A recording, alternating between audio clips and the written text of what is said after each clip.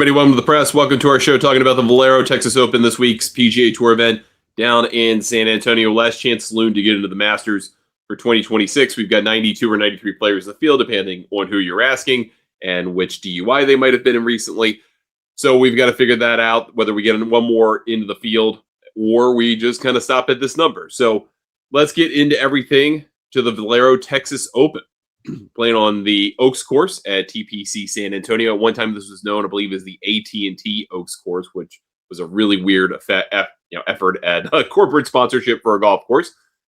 But it's at TPC San Antonio, the Oaks course. It's a Greg Norman jam down in San Antonio. It's 74-38 off of the scorecard backs. It's 72 on the par. We've got a $9.8 million purse, so a little over $1.75 million to the winner, 500 FedEx Cup points to the champion, probably in that 47 to 49 range in terms of first place points to the winner of the official World Golf Ranking. 132 player field. Brooks is not in this, so they don't have to adjust for that. And they had two open qualifying spots, and then they kind of filled in with some folks who WD'd. And some of those guys who WD'd were players who played their way into the Masters, like Gary Woodland by winning in Houston, or like Nikolai Højgaard, who got into the top 50 in the world. He's not playing anymore. He's in the Masters. He doesn't need to worry about it. Let's take a look at the betting odds for this week. Front page, your top line guys are Tommy Fleetwood at 16-1. I've seen him at 14.5-1. Ludwig Åberg is also 16-1. You got Russell Henley at 18-1.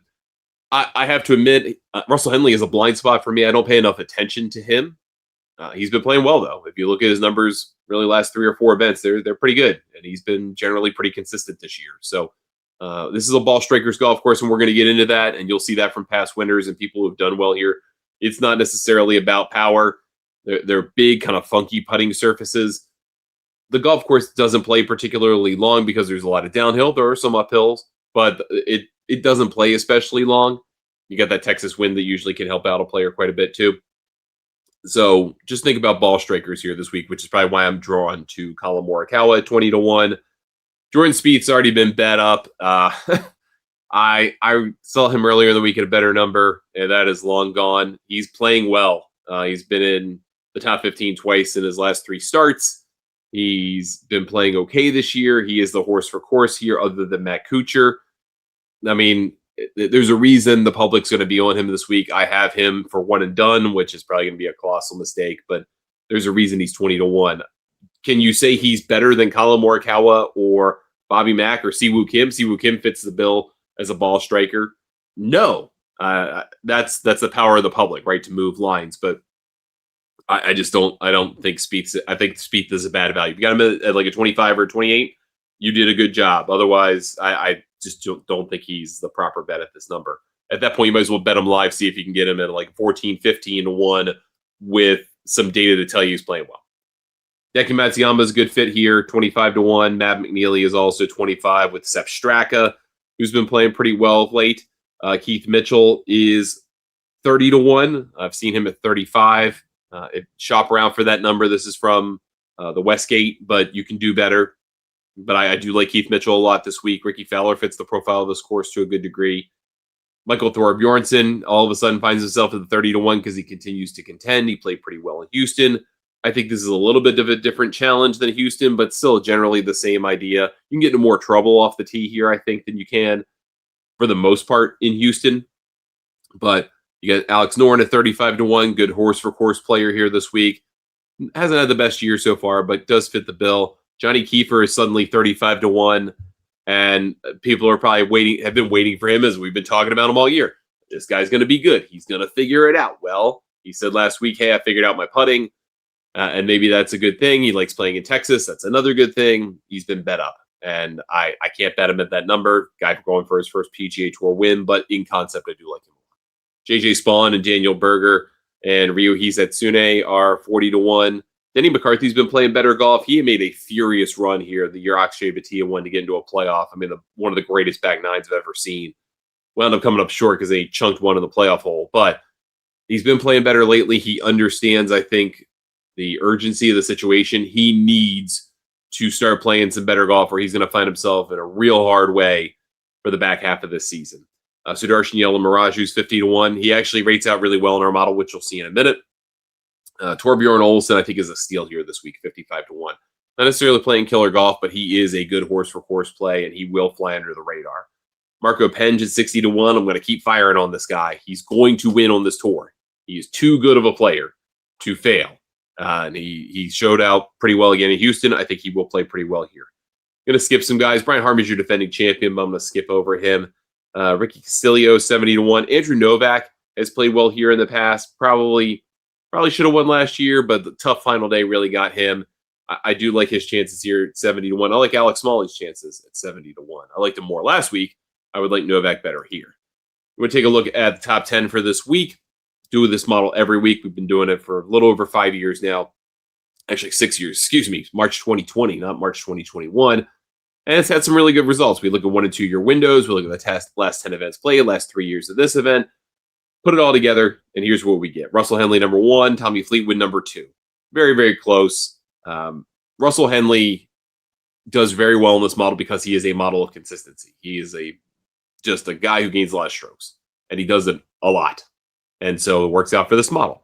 Colin Morikawa is 3rd, Alex Noren 4th, Jordan Spieth 5th. There you go. Ludwig Oberg 6th. I know a lot of people love Ludwig this week. He's just too erratic for me. He does have a good finish here. I will acknowledge that, but it just doesn't line up for me at that price. Sudarshana Yalamaraju doesn't have enough events to really make it worthy of him being 7th. By the way, Keith Mitchell's 11th in the model, so if you want someone with more experience, there you go. Hideki 8th, Bobby Mack 9th, and Mav McNeely 10th. So you get back into the betting odds a little bit more. Just I don't want to go through this too much because there are 132 players in this field. We don't need to go through all of them. But some guys I do want to point out. Austin Smotherman will show up later in this based on his approach play. Strokes gained on the approach. He struggles with the putting. This could be a decent week for him. This is a ball striker's golf course. Let's throw in Steven Yeager. Had a nice week at Houston last week. I think that's a horse for course thing. I don't think that's a sign of things to come. Matt McCarty at 90-1, I think is kind of interesting. He did play his way into the Masters and is still playing this week. Adrian Dumonte Chassard is slower than hell, but he's been playing well the last 2 weeks, and I don't think he seems to care that anyone else thinks he's slow. He's been playing all right, and I think he can handle wind. 90-1, I think, is an interesting number. Chris Kirk is a horse for course play here this week. Certainly not a form play, but he's 100-1. Eric Cole, kind of like this week at 100-1. I like S.H. Kim, actually, quite a bit. He's been playing okay. He's been making cuts. He likes this golf course. He is a sneaky pick for me this week. Good buddy of mine likes Marty Dow a lot. I can just never bet the guy. I'd rather bet Michael Kim at 125-1 based on who's on this graphic. Going through a little bit more deeper in the odds, Lee Hodges interests me a little bit, but I'd rather take Sami Valimaki at 150-1.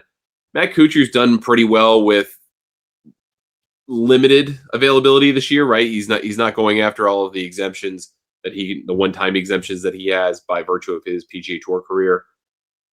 I just, it's kind of hard to be like, hey, yeah, here's a 45-year-old guy that I'm going to bet 150-1 just because he's a horse for course. But he hasn't been bad this year. Other than that, Joel Damon keeps getting into fields. He might turn something out of nothing. He does seem to play well in the wind sometimes. AJ Ewert, again, I think he's a good player. I think he can handle things. 175-1 is probably not what I want to be doing the week before the Masters with bankroll for him to win, but I am okay with him on a top 20 here this week. Carl Phillips might be coming out of a slump, but he's so streaky, it's impossible to bet.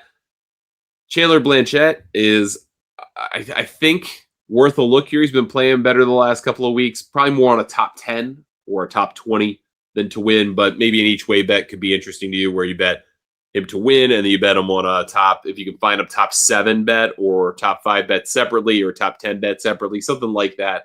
You can kind of mix and match depending on your book and the numbers that you get. And then kind of free flow group of players at 500-1. There's another 12 players that are on the next graphic that are just not going to do anything, but we'll get to them as well. Pontus Nyholm has been playing pretty well, 300-1. He's starting to figure out the PGA Tour.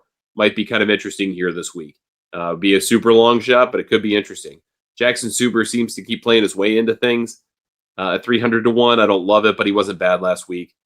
And then you've got Alejandro Tosti, who is a guy you could have liked last week based on the course profile, not so much this week. And then just guys after that are just guys you just kind of want to avoid like the plague, basically. I would love to see Gordon Sargent figure it out. It seemed like he maybe had it a few weeks ago. Nick Dunlap, he is playing very well in the approach. The problem is he's 3 times as bad to the negative or off the tee. And this is not the course. Last week was the course. This is not the course necessarily. There's less trouble off the tee in Houston. Here you can find trees and gunk and stuff you can almost never hit out of. So sorry to Nick Dunlap. And then here are your other 12 just guys you're just not going to bet. I mean, let's just be honest with one another. You're not going to bet these guys, but there they are. There are the others. So TPC San Antonio, like I mentioned, par 72, a little over, just under 74.50. Really interesting mix of holes. I don't really love Greg Norman architecture. That's what this is. But he does seem to produce a lot of ball striking tests. Makes you make choices off the tee, whether that's on par threes or tee shots. He invites you to kind of take risks with the setup of his holes. He loves a good split fairway par 5. He loves a drivable par 4. He likes par 3s that kind of weird quarters to them or weird greens setups to them. They have one of those here with kind of like 6 at Riviera, where it's got a bunker in the middle, but the green's way bigger and the bunker is way stupider. But they are interesting holes. But if you look at the players who have done well here and the players who have won here, you can notice that they're not long hitters. I mean, you don't have to be a long hitter to do well here. Tom Hoagie, Chris Kirk, S.H. Kim, we mentioned earlier, Brendan Todd, Keith Mitchell. Keith Mitchell hits it. Hideki hits it okay. Andrew Novak hits it. But these guys aren't bombers by and large. They're good approach players above all else. I think if you're hitting the ball well, his short game doesn't matter as much. Corey Connors has won here twice. He's a horrendous putter. It can help you. I mean, you can win that way. I don't think you have to putt brilliantly to win, but you certainly can't putt poorly, especially, but you got to hit at the right places. If you're in these weird putting surface spots, you're probably going to 3-putt. It's a lot like Valspar in that regard. This course fits. So 30% on the putting, 70% tee to green, unique in that regard on the PGA Tour. A lot of emphasis on the approach here, like 35%, which is pretty fair. That's not too far off normal, but then a pretty even spread on 18 and 16 versus off the tee and around the green. So, you're going to miss greens, a lot of elevated greens, a lot of elevated putting surfaces, a lot of bunkering. So you got to be able to play well out of those things. You got to be able to kind of bump it and be comfortable playing on the ground at times, going over the air at times. These are guys who just kind of fit that style. So Keith Mitchell has played well here. Ricky Fowler's got a great short game. Jordan Spieth has played well here, and so has Mac Meisner. So that kind of tracks. Hot hands, so guys who have multiple top 15 finishes in the last 5 PGA Tour events played.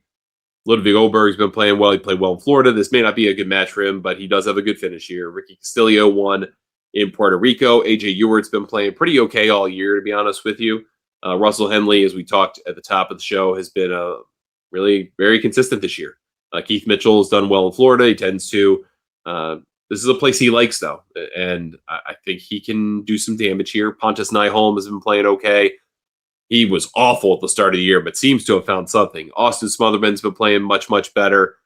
Again, kind of erratic, but a good player's start. But as we've said, the players doesn't really tell you a whole lot about the year. Jordan Spieth has just been playing well lately, like 3 of the last 4 starts in the top 15, and he plays this course well.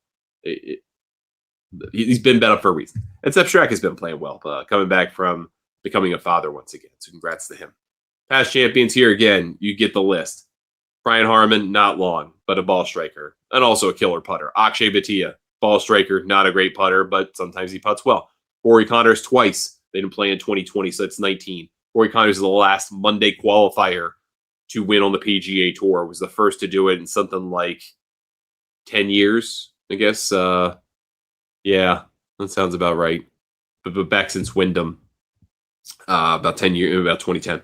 So he won twice. Obviously not a great putter. JJ Spawn does have a great short game, but he's not the best putter. I mean, you've seen what he putts with. Jordan Spieth has a little bit of everything, but he is a ball striker. And when he won here, it's ball striking, not putting Spieth. It was ball striking Spieth that was doing it. Let's look at the short-term form. So we've got a relatively short list this week in these categories. So we're looking at 3 buckets, last 10 PGA Tour events played, whichever of those you played. Are you at 1.4 strokes gained in the aggregate per round or better? Are you playing against well enough competition and playing well enough that you're gaining 1.5 quality strokes gained per round? So that's your strokes gained total times the quality of your competition as measured by the official World Golf Ranking. And then separately, Strokes gained approach, 0.6 strokes gained on the approach per round in those 10 events that you might have played. That tells me you're hitting the ball well. You may not be putting it well. You may not be driving it well. You can kind of fix driver, manage driver at some places, and putting is certainly the most variable of the strokes that you're going to gain, really, that you do consistently. So maybe you can fix that in a week. But if you look at strokes gained total, Bronson Burgoon, who's going to play here again this week, he hits the crap out of the ball. He just doesn't get a lot of starts, but playing well. But the other guys that makes, he's on both lists, by the way. But that's just because of limited play last week. Colin Morikawa, Russell Henley is on both. Austin Smotherman's on both. So Yellow Miraju's on one, but not both. He's on the strokes gained overall, and obviously that helped by his performance at the Players' Championship. Ludwig's on both. Tommy Fleetwood is on both. So pretty similar lists between the two. But then you look at the strokes gained on the approach. Austin Smotherman's hitting it well. Daniel Berger's hitting it well. Colin Morikawa, Siwoo Kim, again, not playing as hot as he was at the start of the year, but still strokes gained approach machine. Sepp Straka, Nick Dunlap. I mentioned Nick Dunlap earlier. He's like a minus 1.5 strokes off the tee per round. It's that bad. If he can just figure that out, man, he's going to win again. Whenever that indicator comes, I will bet him the very next week that it seems like he's got it fixed. It's incredible. All right, last couple of things to talk about. Strokes gained tee to green, low variance. So guys who are good, solid strokes gained tee to green players, but they have a low variance. So we want a smoother curve. We want more reliability. These are the more reliable guys. Tommy Fleetwood, Siwoo Kim, Russell Henley, Colin Morikawa, and Matt Meisner. So probably a guy worth looking at, even though I didn't give him out as a pick for this week in the betting odds. Doug Gim, Davis Thompson, and Jordan Spieth. Davis Thompson's kind of interesting. I don't love him as a wind player, but I do think Matt Meisner's kind of interesting. I've been waiting for him to win for a long time.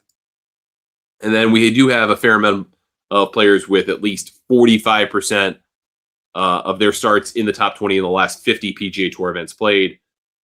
You got Corey Connors down the bottom working up, Ricky Fowler, Bobby Mack, Siwoo Kim, Colin Morikawa, Sepp Straka, and then two guys that basically they are the same percentage, a little over 72.7%, Tommy Fleetwood and Russell Henley. So not any necessarily real big surprises here on your maybe top 20, top 10 plays, but maybe you look at Connors and Fowler, maybe a Siwoo Kim on a top 10 just to kind of have a little rounded out card here this week.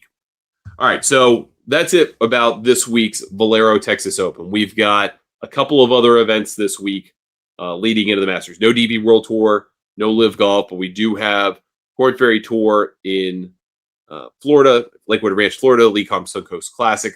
We don't have the PGA Tour champions. They don't come back until the Senior PGA after the Masters. And then we have the LPGA playing at Shadow Creek this week for the inaugural Aramco Championship, commingled event with the LET. Some interesting values there. We will do that on a voice-only show tomorrow. You want to join Golf News Net for $40 a year, $70 for 2 years, and $100 for 3 years. You can get that at golfnewsnet.com. Get access to all of our research and tools. Email me anytime that you want as a member. Happy to answer your questions about DFS, about betting, about fantasy, one and done, you name it. Full access to me. Happy to have you as a member at golfnewsnet.com. Follow me on social media at Ryan Ballingy or Ryan Ballingy Golf. You can also follow Golf News Net for latest access to our stories, news conferences, all the latest information at Golf News Net on the platform of your choice. And you can subscribe to our YouTube channels. Golf News Net Radio is just the audio only for all of our shows. And then Golf News Net, you can get all of our videos there as well, including video versions of this show, which are also available at thegolfnewsnet.com for free. Back tomorrow with another show. Thanks so much for spending some time with me. Cannot wait for the Masters next week. So go light on the bankroll here. We do have some interesting values on the board, but next week is the best week of the year. It's also one of the easiest weeks of the year to bet in terms of trying to go find winners, trying to identify a pool of players and narrow it down. So we're going to be pretty aggressive next week. But enjoy this week. Talk to you in the next show. We'll see you next time right here on The Press.